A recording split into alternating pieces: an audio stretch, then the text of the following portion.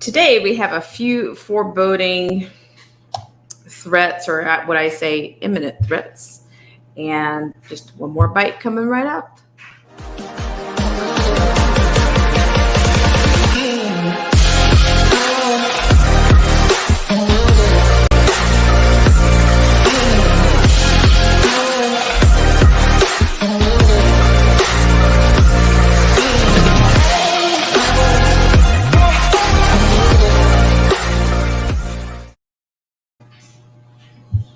Hi, everybody, and welcome to Black Spring with Autumn on your Tuesday. Thank you so much for tuning in. And I'm just going to say a word of thanks to our loyal patrons, subscribers, and of course, viewers like you. And I'll be right back with our Tuesday nuggets.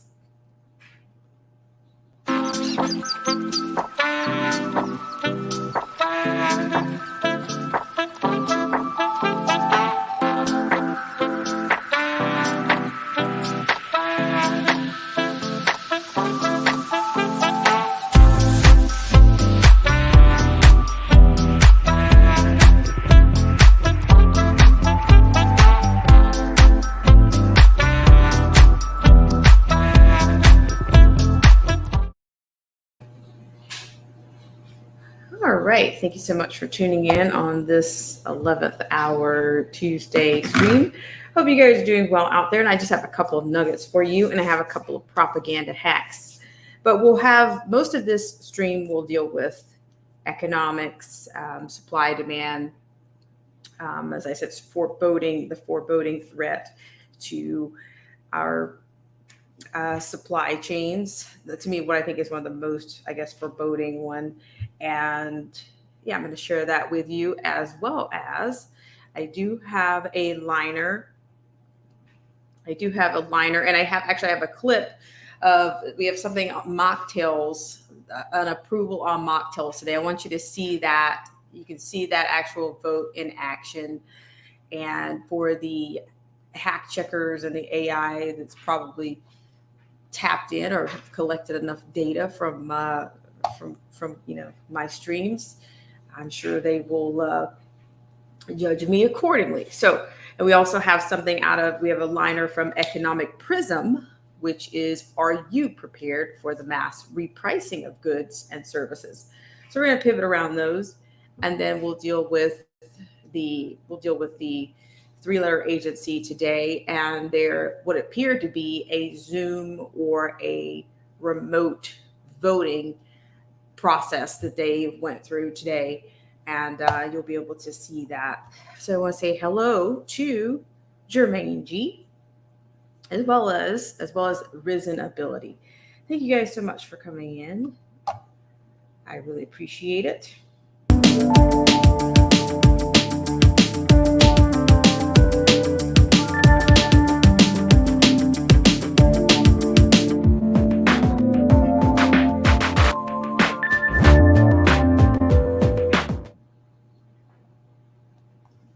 All right, thanks so much for coming in. So what we're going to do is we will start with, I want to start with the Epoch Times. We're going to share the Epoch Times liner that talks about the mocktail mandate threatening the major trucking disruption, industry insiders say. So I think now we're getting down to we're kind of getting down to the cob, stripping this thing down to the cob. Or is it going to come down to it?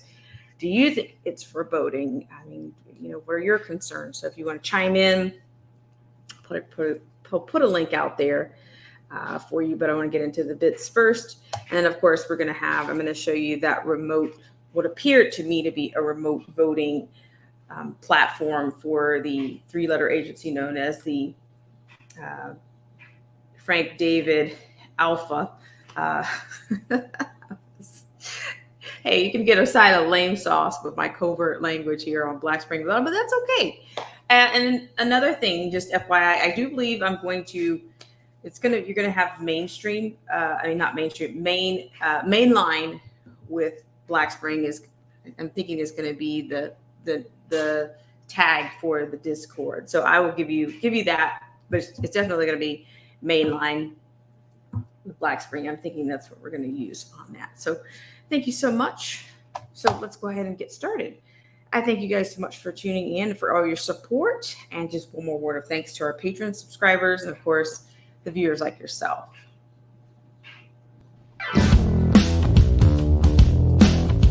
This show is brought to you in part by our sponsors. Whether you're interested in health, culture, politics, scripture, automobiles, or music, please check out Derek C. Williams, Killer Whale Channels, The Definition of Anarchy, Marcy T., Joseph Francis Burton, Paralysis by Analysis, Chrysler Imperial H, Little Miss Goth, AZ Infidel, Cold War Jesus, Anthony Scioli, and Let the Truth Be Told. We'll be right back, right after this.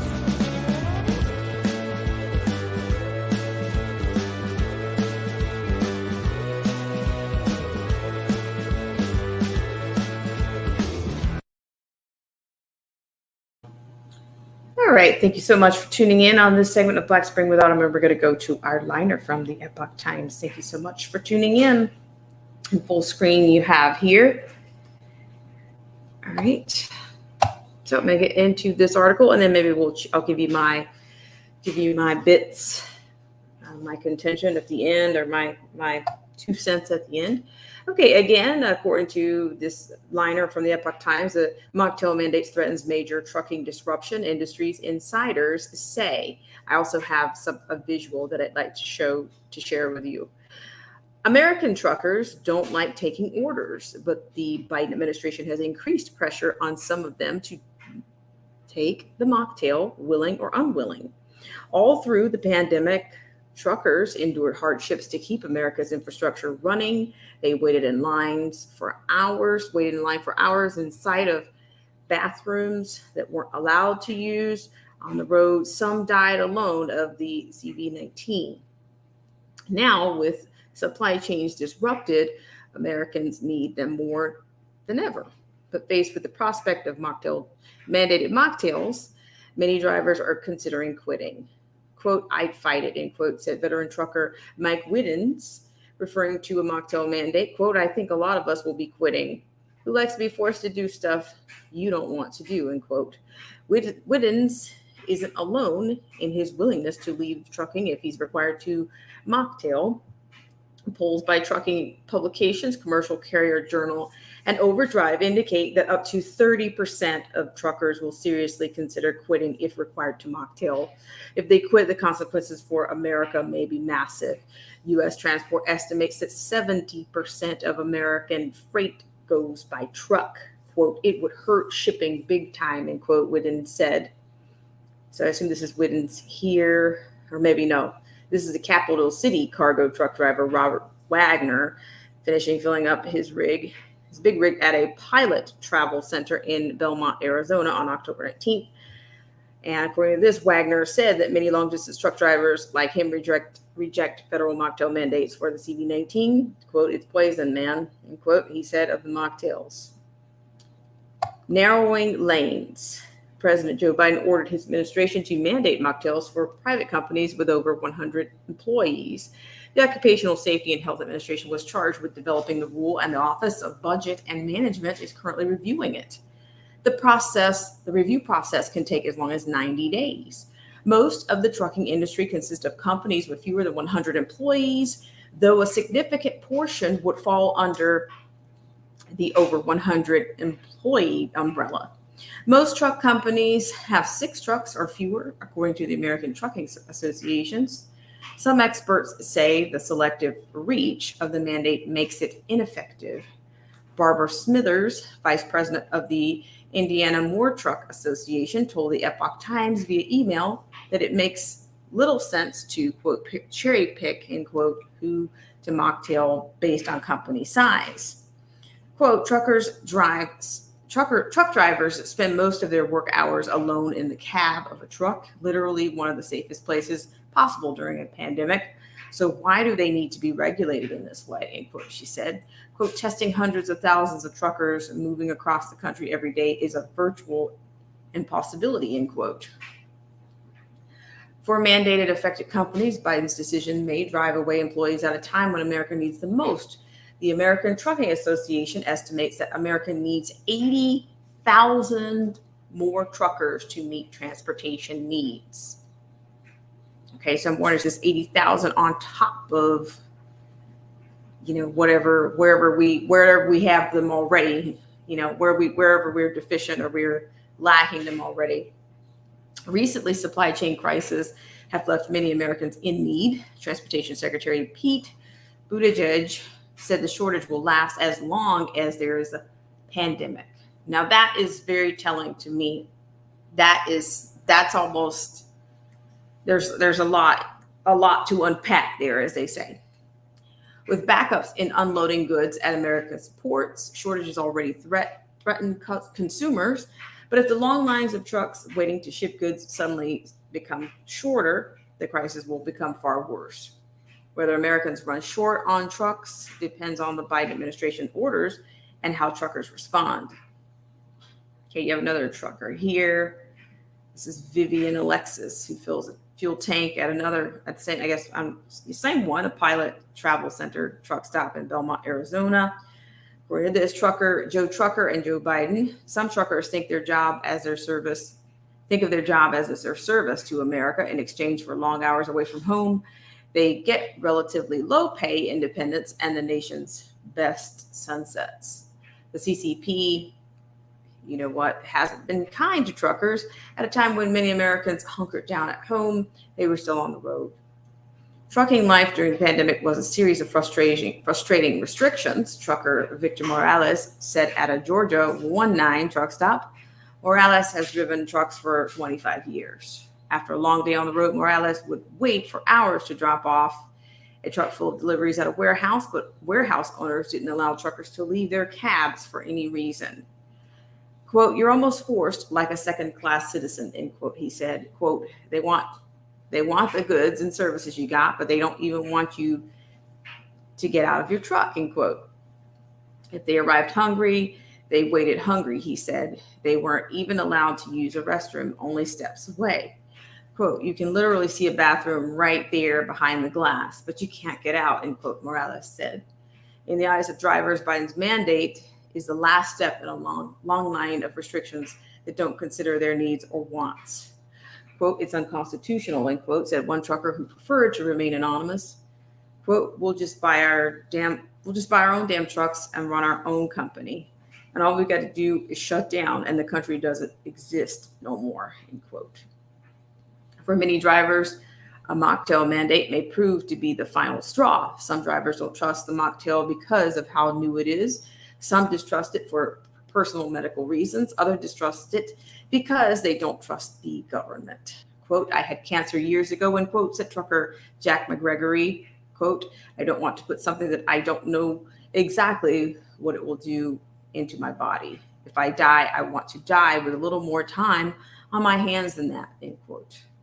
McGregory said he would rather quit than mocktail. But even those who go for the mocktail say they oppose the mandate. At the Pilot truck stop at I-69, Wadhams Road in Michigan, all 10 truckers interviewed by the Epoch Times said they had taken the mocktail but were opposed to a mandate.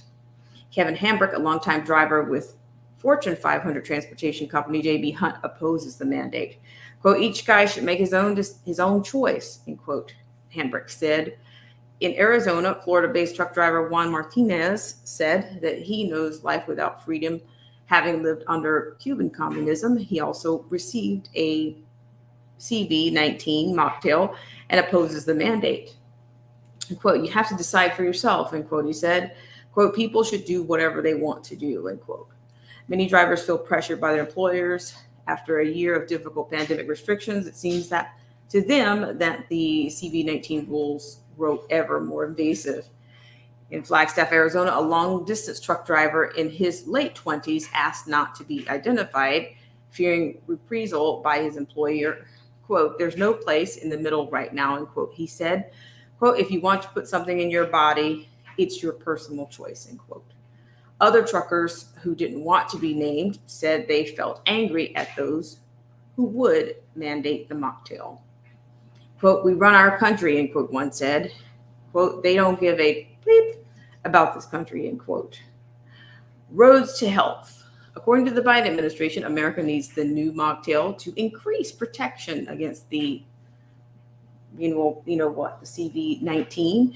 Quote, the vast majority of Americans are doing the right thing, end quote, President Joe Biden said in a press conference on September 9th, but he said more people should get mocktailed. According to the CDC, the CV-19 mocktails are, quote, safe, effective, and free, end quote.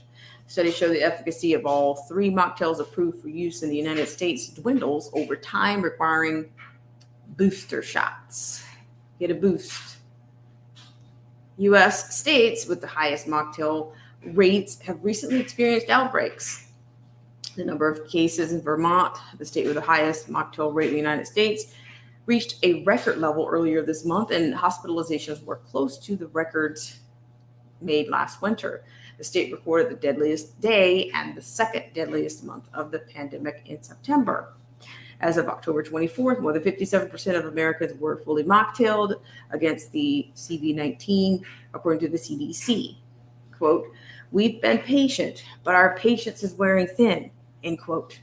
Biden said to those who had not gotten mocktailed, quote, your refusal has cost all of us, end quote. A recent executive order suggested that the White House is aware of a potential truck shortage. And Biden signed an executive order on October 20th that temporarily lifts weight restrictions on trucks and encourages more people to become truckers. Neither the White House nor the Department of Transportation responded to repeated requests for comment on this story. Collision course. Truck industry experts say truckers with the option to quit will do so if forced to take the mocktail. Joe Scully, president of Motor Transport Association of Connecticut, said he sees a scenario playing out for those who would oppose or refuse to comply with the mandate. Quote, drivers will leave bigger companies and look for smaller ones that don't have to comply with the mandate, or they will quit altogether and look for another profession, end quote, he said. Right now, the supply chain crisis, the number of drivers who oppose mocktail nation, and the driver shortage leave the best cards in the hands of the drivers, Scully said. Quote, drivers have leverage, end quote, he said. Quote, it won't be an empty seat. Nobody's going to be quickly replaced, end quote. Jim Ward, president of the DM Bowman and chairman of the Truckload Carriers Association, agreed that truckers are serious about quitting because of the mocktail mandates. Quote, with driver availability already limited, an exodus due to compliance with a mocktail mandate would put our nation and its economy in an even more precarious situation, end quote, he said. He pointed out that drivers who quit can't easily be replaced. They require training. Quote, our nation's professional truck drivers are the safest, most well-trained operators on the road. Replacing any driver who leaves the industry is not an overnight process, end quote, he said. Biden's best chance to bring in new drivers comes from a pilot program in his recent infrastructure bill that will allow 18 to 21-year-old truckers to drive cargo across state lines. The program would create a, quote, test group of 18 to 21-year-olds who would follow to, quote, see how they would perform, end quote, Scully said. However, the American trucking industry has long faced a driver shortage. Long hours away from home and mediocre pay don't attract new drivers to the business, even when they have the right skills. Here's the impact. New workers also might not compare with longtime professionals. Experienced truck drivers thread their trucks through a complex ballet of traffic conditions and federal regulations to arrive at home on time. Football games, the Kentucky Derby, hurricanes 2 states over, and other issues can all mean higher traffic along a route, Morales said. If Biden's mandate goes through, the most experienced truckers are the most likely to quit, Morales said. In 10 years, nearly 30% of truckers will be 65 or older, according to the Department of Transportation statistics. These drivers often make more money and have cash saved up, Morales said. Quote, the mandate is going to affect the older drivers that have been here, quote, here for a while, end quote, he said. They're going to have a choice, end quote. If these drivers retire early, it will be a challenge to replace them. To become a truck driver, to become a trucker, a driver must pass his commercial driver's license, the CDL test, a process that usually takes 4 to 7 weeks. During the pandemic, many truck driving schools closed. Training schools have issued at least 100,000 fewer CDLs. Short-term truckers are often unreliable, said small truck company owner Peter Falkenstern. He calls them, quote, cowboys, end quote. Quote, if somebody's done it for a long time and hasn't had a lot of accidents, they've been pretty safe, end quote. He said, quote, they probably take some pride in what they do, end quote. If 20% of truckers quit because of a mandate, America will lose about 15% of its transportation capacity. America's infrastructure relies on most trucks, a transportation system. Truckers are incredibly flexible. They can go anywhere at any time, can carry many kinds of goods, and are the most cost-effective form of transportation over short to medium distances. Quote, I love this industry, but without us, this country would shut down in 3 days, end quote, said trucker Jack McGregory.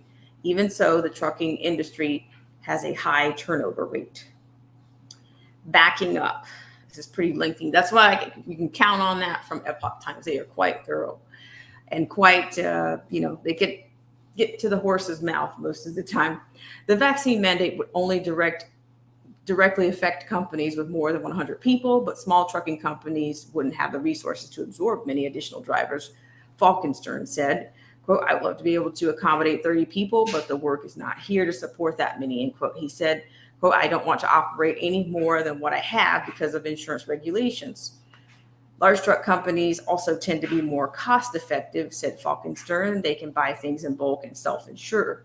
Quote, a lot of the bigger companies can keep prices down, end quote. He said, quote, they can get a lower cost because it's in bulk, end quote.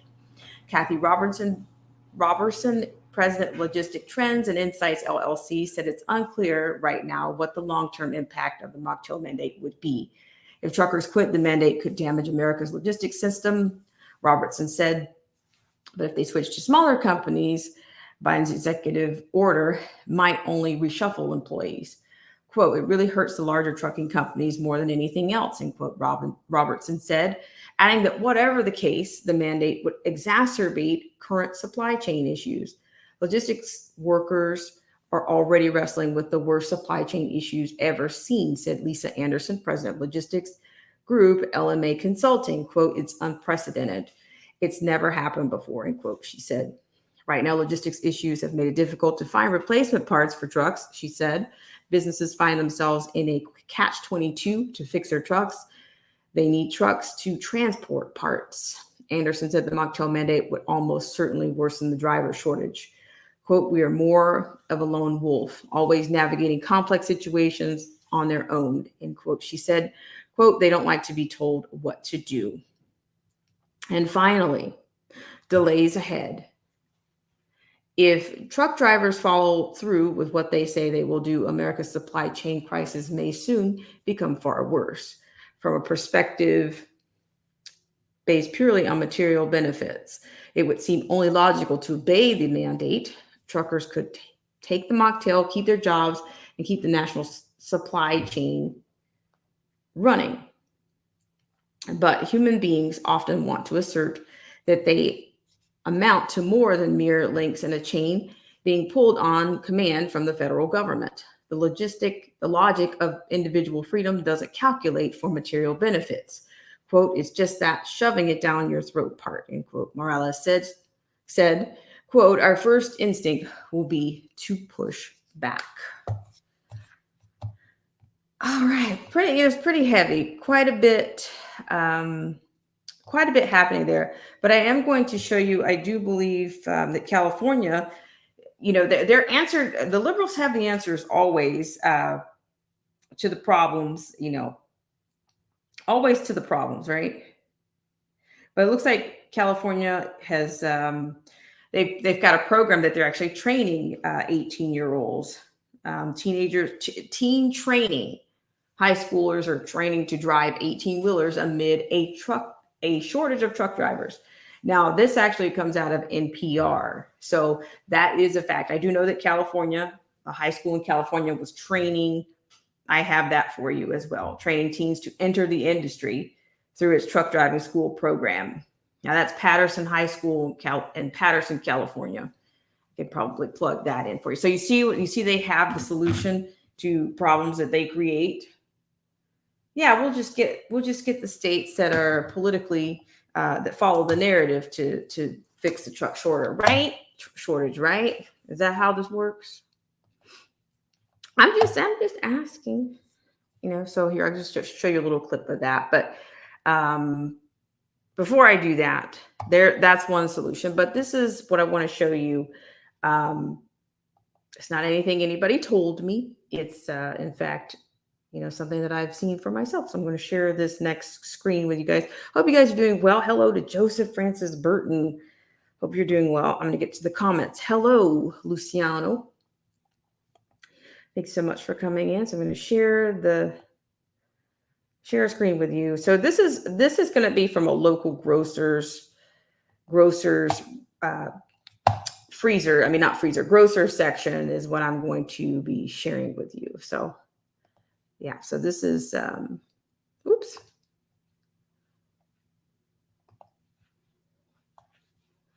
That's not quite the right one. So yeah, I have a clip to share with you there.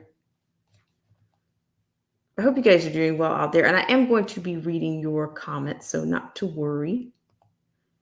I'll read some of your comments. And then I don't know if I put that link out there already, but then the next one will kind of go into some pricing, I guess, and see what that looks like. And then also the 3D agency that approved, that looks like they voted in favor of in the children ages 5 to 11 today. Now, this is very much historic, folks. History is definitely going to, what will they say about all of this?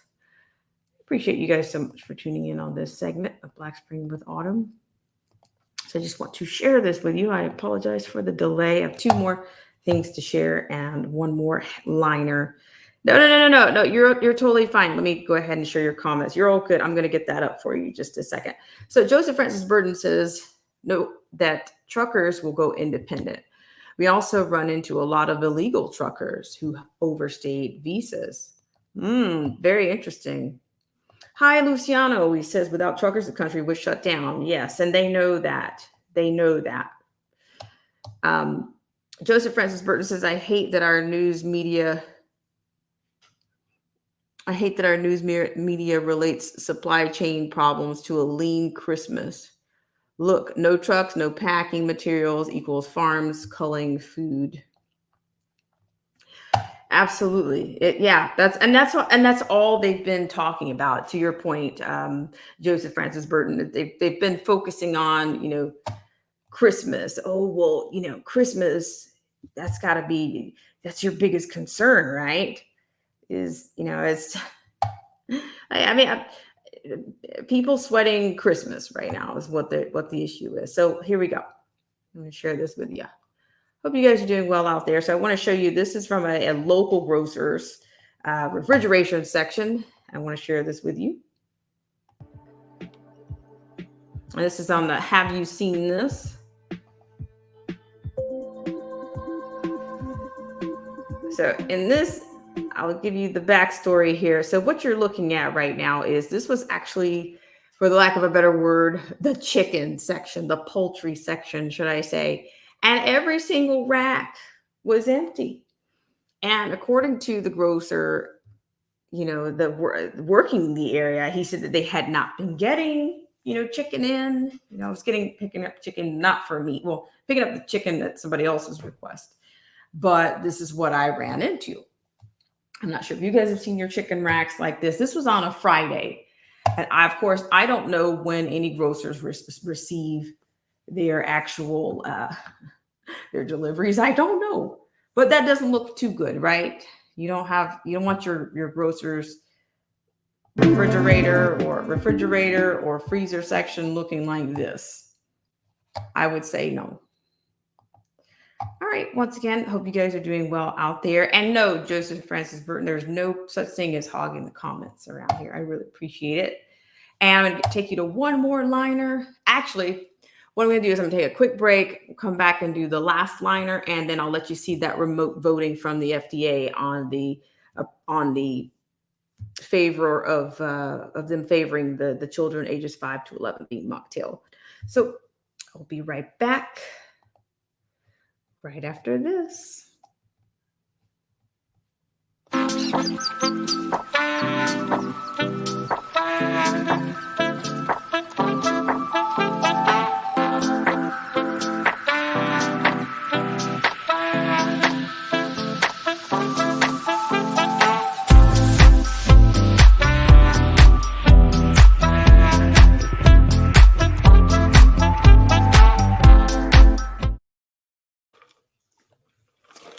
All right. Thank you guys so much for tuning in to this segment of Black Spring with Autumn. We're going to go to Economic Prism, and we're going to talk about the repricing that they're speaking of in reference to our disruption here. Hello, Jermaine G. He says NWO. All right. I'm going to give you full screen here, and then we'll close out with what I think is the most tragic. Has to be one of the most tragic votes of our lifetime. And of course, that will be that remote voting from the three-letter agency, Frank David Alpha. You get my drift?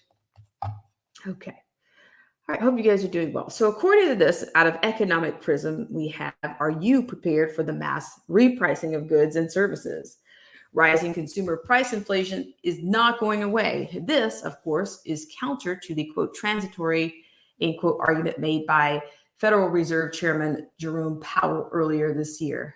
Powell's cohort, Atlanta Fed President Rachel Bostic, recently admitted inflation is not transitory. This admission comes with assurances the Fed will properly manage it. We have some reservations. The effects of rising consumer prices range far and wide. For one, the pinch rising prices put on consumers is extraordinarily disruptive. It acts like a hefty tax, eroding family budgets that are already stretched. And this ongoing stagnation, personal income gains lag far behind rising consumer prices. Industrial materials and consumer goods companies also feel the pinch. They can pass on some rising prices to consumers. They can also absorb through lower profit margins some short-term price increases. But there are natural limits to what price increases can be absorbed and passed along. When input cost, including raw material and labor, push the cost of the final manufactured goods above what they can readily be sold for, the business motive breaks down. Halting operations makes the most business sense. One industry feeling the pinch of rising natural gas prices is the fertilizer business.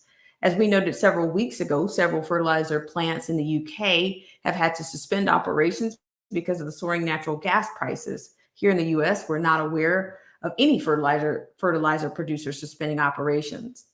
But fertilizer prices are up nonetheless. In fact, the Green Markets North American Fertilizer Price Index recently soared to a record high, thus eclipsing the prior record set in 2008. Sky-high fertilizer prices will further raise the cost of food production for farmers.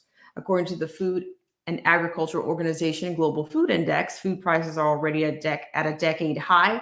Plus, when you factor in the grow season in North America doesn't begin until late March, the increased fertilizer input cost could lead to persistent food inflation well into 2022. But it's not just the food. Here's one instructive example of how price inflation discombobulates the economy. Someone gets squeezed. The price of cotton just surged to a 10-year high. Rising cotton prices translate into rising jean prices. Levi Strauss has already raised the price of its jeans, thus passing some of the price inflation to consumers. Levi Strauss is also realigning its business to account for higher input costs. This includes aggressive negotiation with cotton suppliers and cutting out the middleman. Here are several details. Quote, in its earnings call, Levi said it had already negotiated most of its product costs through the first half of next year at a very low single-digit inflation. For the second half of the year, it expects to see a middle single-digit increase. And Levi said it plans to offset that hike with the pricing actions it's already taking. Quote, Levi has been shifting its business from a predominantly wholesale to a mixed base that has a growing share of direct to consumer sales. And with strong consumer demand and tightened inventories, it's been able to sell more products at full price, end quote. As noted above, the price of cotton is at a 10-year high. Year to date, it's up 47%.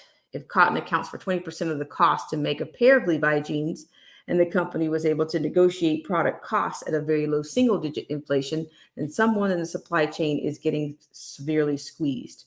How long will it be before whoever that cries uncle and reneges on its obligations? For a cotton supplier, that would presumably be when input costs, land, fertilizer, labor, and processing are greater than their contracted cost with Levi. In this respect, Levi may have a plan to account for higher cotton prices for now, but will they really get a mid single digit increase during the second half of 2022 as management anticipates? How much more price inflation can they pass on to the consumers? Are you prepared for the mass repricing of goods and services? The answer to these and other related questions are being considered by management teams across all industries. The simple fact is when the price of raw materials and labor inflate, it becomes very difficult to plan operations and production. Hedging strategies may help manage for rapid and short-term price spikes, but they cannot ultimately prohibit a long-term repricing of materials. In short, we believe a long-term repricing of materials, goods, and services is now underway. Certainly, prices will continue to rise and fall to meet supply and demand dynamics, yet this will take place in a range that is being repriced higher. It has happened before and will happen again. In 1960, for example, a gallon of gas cost 31 cents per gallon. Similarly, in 1960, a gallon of milk cost $1 per gallon. Currently, the average price of gas and the average price of milk are $3.28 per gallon and $3.68 per gallon, respectively.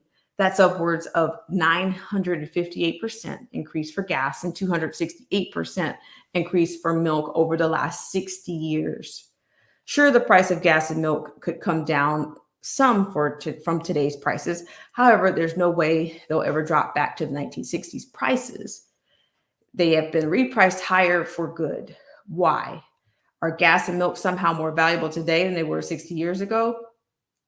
We surmise these essentials have generally the same utility value that they've always had, yet the dollar has been greatly devalued. Moreover, this great devaluation is the consequence of rampant dollar debasement policies executed in tandem between the Fed and Congress. The recent debt ceiling histotronics in Congress and the elevation of the debt limit for what we believe is the 79th time since 1960 are merely another milestone in the great dollar debasement saga. Remember, price inflation starts with expansion of the money supply. These days, the expansion of money supply is conducted in tandem with the Federal Reserve and the Treasury. In short, the Treasury sells new debt to the Federal Reserve, which the Fed buys using credit created out of thin air. Congress, through its debt ceiling increases, provides the Treasury with the unlimited tab. Congress then spends this limitless money into the economy via spending programs galore. And this new money flows through the economy. Prices adjust higher as the supply of money increases much faster than the supply of goods. The point is, through policies of mass dollar debasement, we've now entered a new stage of mass repricing of goods and services in the economy. The price of just about everything will adjust upward by several 100% or much, much more over the next decade. Pre-pandemic prices are gone forever, and your savings, investments, retirement, purchasing power, and the quality of life that you've spent a lifetime planning and working for will be shredded. Are you prepared? Sincerely, M.N. Gordon for Economic Prism. Sorry. Those consonants today. Yikes.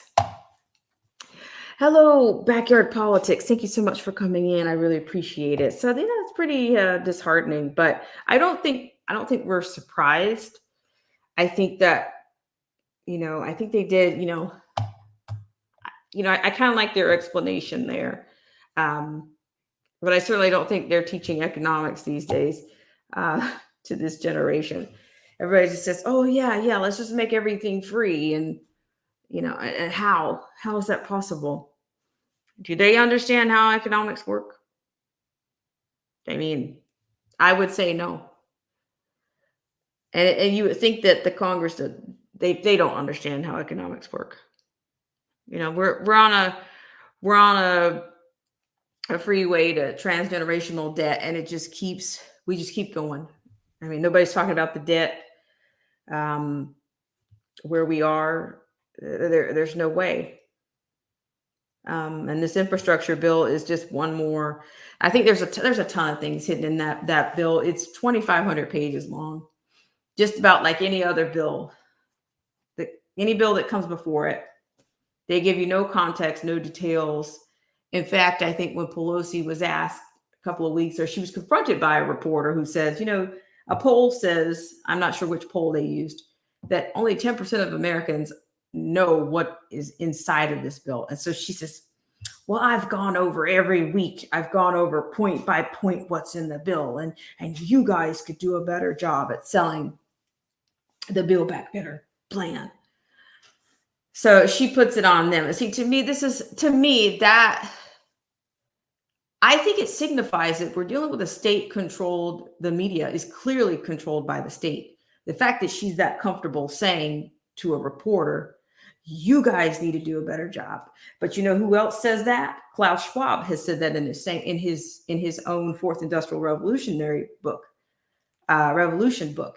He says that it's up to civic societies, the government, it's up to leadership to convince the people that they're going to benefit, that we're going to get all the benefit from all this build back, from basically not Build Back Better, but basically the disruption in your life, you're going to benefit from it as the consumer with all these things that they're going to usher in or replace your lifestyle, replace the availability of goods with what you're going to get instead. It's going to be much more beneficial.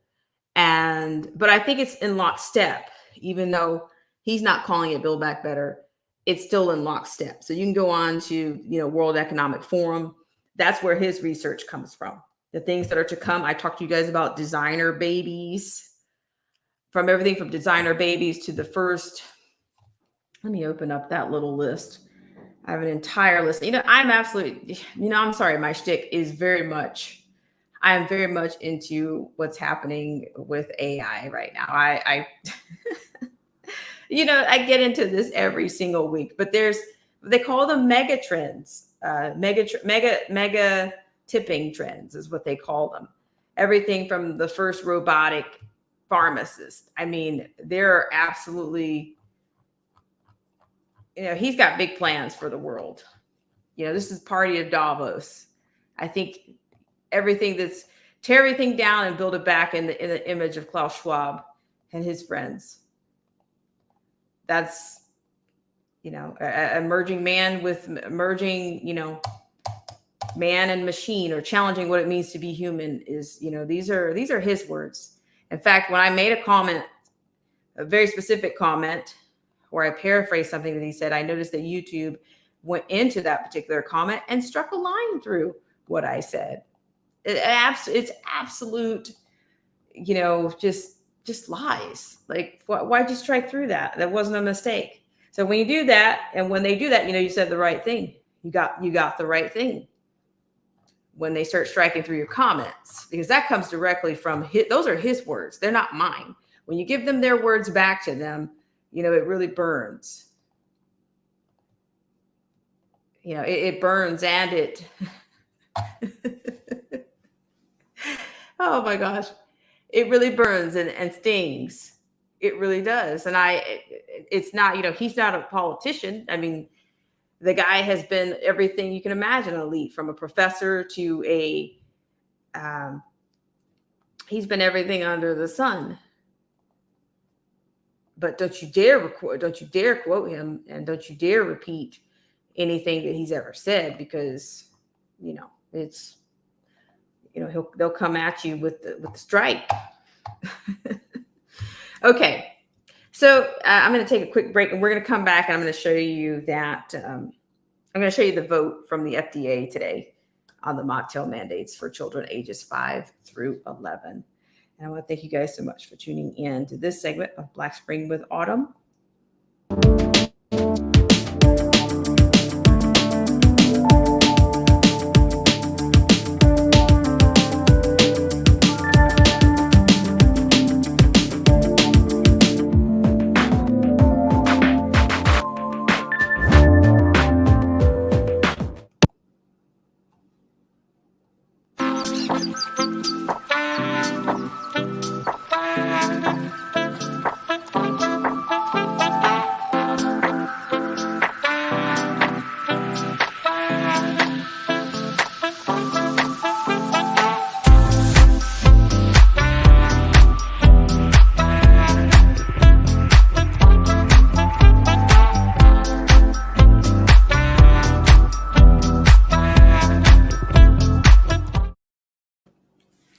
All right. Thank you guys so much for tuning in. I really appreciate it.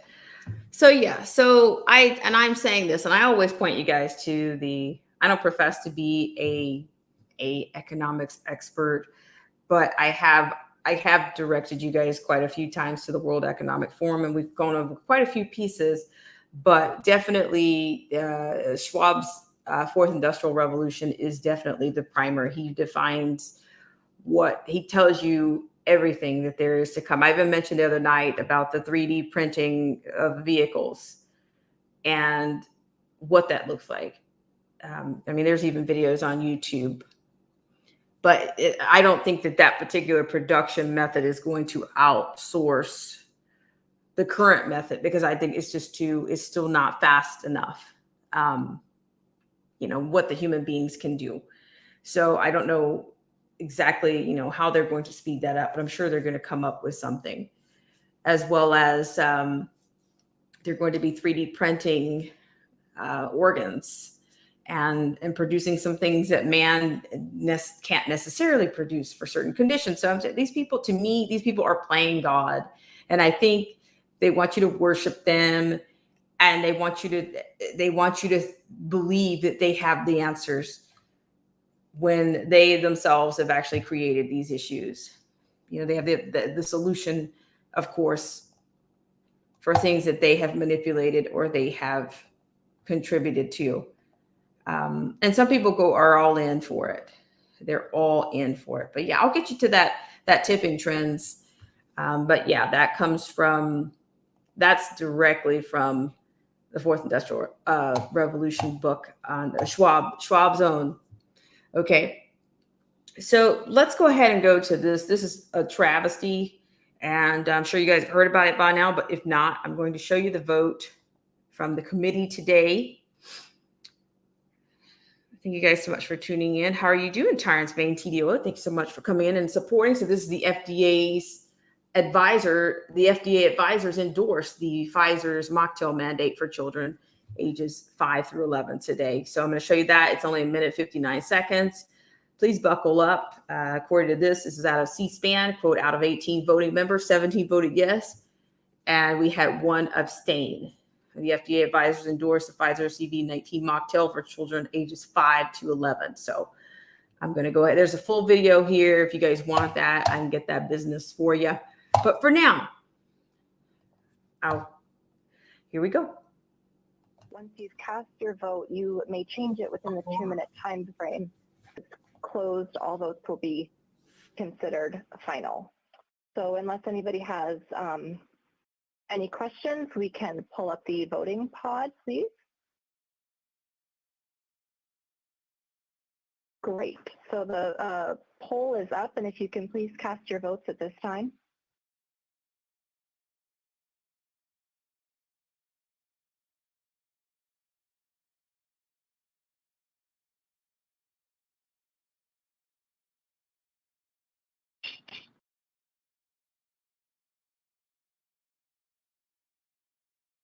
Okay, it looks like all votes are in, so we can now broadcast the results, and I will read the votes aloud for the record.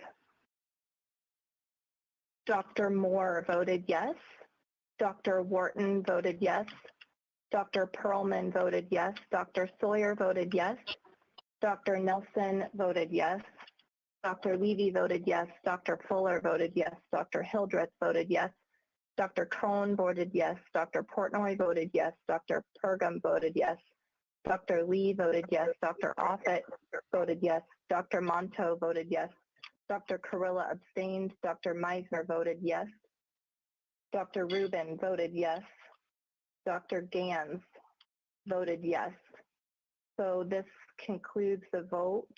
Out of 18 voting members, 17 voted yes, and we had 1 abstain. Thank you, Dr. Monto. I will turn it back to you for the voting explanation. Thank you. Anybody who wants to further explain their vote, please raise your hand. Cody. Dr. Meisner.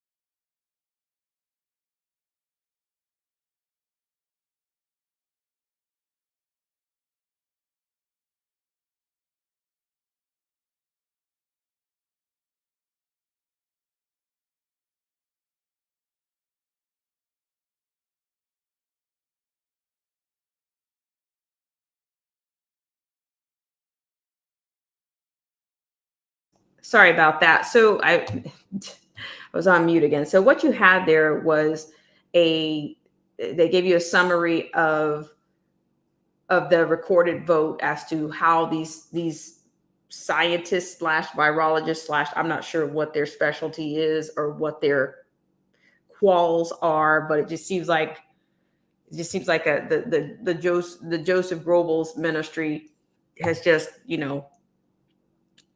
signed the fate of many children and some generations to come. I don't know how this is going to go, but I think it's a very dark day, and I think history will judge it as such. But I don't know. I think many might say that historically, this is history repeating itself as well.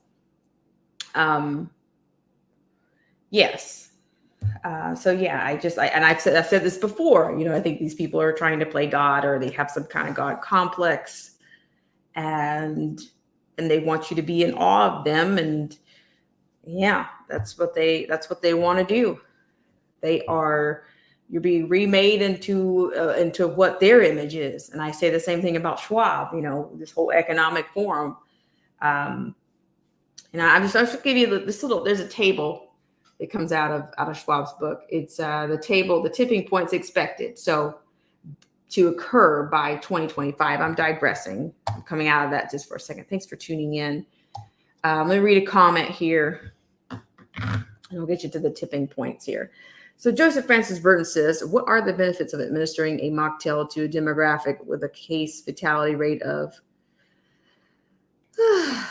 0.013%? I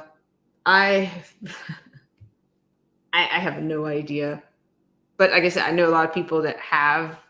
I guess the ones that could that could partake in this have already partaken in it. People still posting things like that on social media.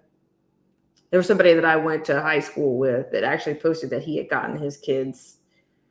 Oh, I'm protecting my family at all costs, and so he puts like, how lame, how ignorant can you be? He puts their cards on his Facebook page. I mean, and we'll see how fast they, did you guys see the movie Utopia? Did you see it? It's like everybody's begging for this thing. You know, it's amazing how people became willing to comply with this thing. You know, a political slacking, a political shellacking. You know, it's stunning. It's stunning. It really is. So we'll see what happens with that. If you guys have any extra things to share on that, that's great. I'm always open to hear from you guys as always. I appreciate it. So let me see. I did post something on, I did have one more thing. Every time I say I have one more thing, I realize I have one more thing. So I do have some propaganda hacks for you, survival hacks for you. And that's actually going to come from our friends over at CFFS. They have provided, you can actually, if you want to, participate in that, then that's great. But Patrick does a lot of things. There's a lot on their website. Let me make sure I can get to it because I just had it here. So give me 1 second here. I thank you guys as always for coming in. Okay, so I'm going to share this one with you. So it's basically just a PDF file. It's the propaganda and what you can do about it. And this is from Citizens for Free Speech. And they kind of give you, I guess they show you how to recognize some of these things. And in the threats, you get like specific like tips. They give you specific things to look out for. But I think you guys are pretty astute. But then it would be only you guys that would read these kinds of things. It would only be you guys that would read this kind of information. So I don't know. You can't really, I don't know. I find myself saying this all the time. At this point, you can't save anyone, right? Can you? I mean, but then you can show people things and then they'll come very close to the fountain and then they'll turn around and run back, or they'll come close to the border of totally agreeing or totally not agreeing with you, but just seeing the same point that you're making. And then they just still run for the hills. I've seen it. I've seen it happen with many people. So this is the brochure. I think he's even got these for people to purchase or whatnot. But there again, like I said, who would purchase these things? It would be the same people. So I thought I'd share this with you. And also I'm going to start loading these up onto, I'm behind a little bit. So yeah, this gives you a definition, or questions, is propaganda free speech? That kind of a bit. Also gives you references. So no, I think they're quite responsible. I think Patrick does a great job. Of course, he is writing for Epoch Times, and I think the American Thinker and one other publication as well. But at least they give you the references and they cite where they're getting this information from. So that makes a difference. And even here it gets into the deets. It gives you propaganda defined, and I don't think Wikipedia is in here. It talks about the bandwagon, card stacking, plain folks, the testimonial, glittering generalities, name calling, deflection, techniques of propaganda, euphemisms, faulty cause and effect, false analogies. This is in fine form, I think, very, very apropos to the style, for Patrick. Good for him. I appreciate that. So you can go on to the site, and actually, I think I put it on the community tab. And for my friends over on Patreon, I will probably plug. There's some other articles I'll be plugging in for you as well. So let me read a few comments. Then I'm going to say salute and get you guys going on your Tuesday.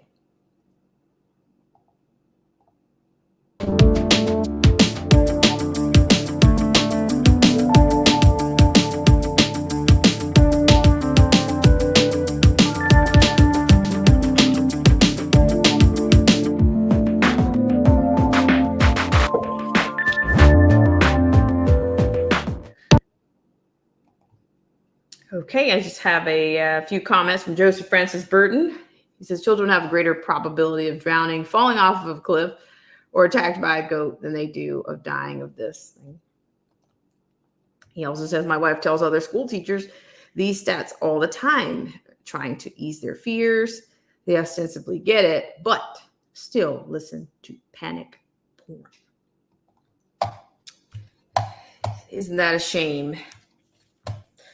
All right. So I just want to do one quick little break here, come back, say salute, and wish you guys a great Tuesday. And thank you guys so much, as always, for tuning in.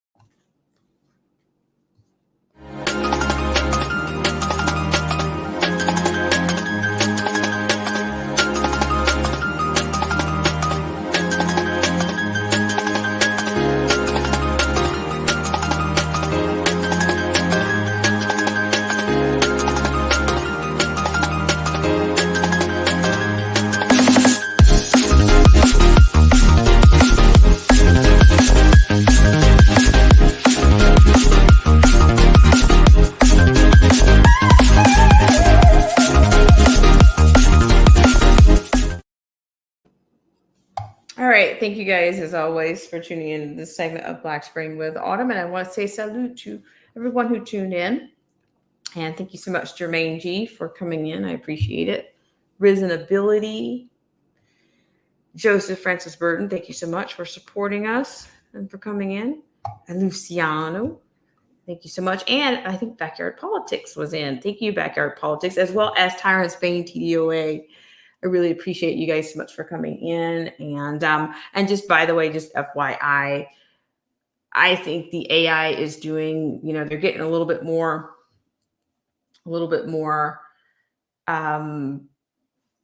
aggressive with their suppression, of course, of the channel. For example, I think this is probably like in a dog pile, you'll find, Black Spring with Autumn, and you won't get notifications. So, I'm going to be more consistent, because I think I'll probably end up going to more of a weekend stream, but certainly for the Discord, which I'm going to call that like mainline with Black Spring, or Black Spring with Autumn mainline, something like that is what it'll be. But I really appreciate you guys, as always.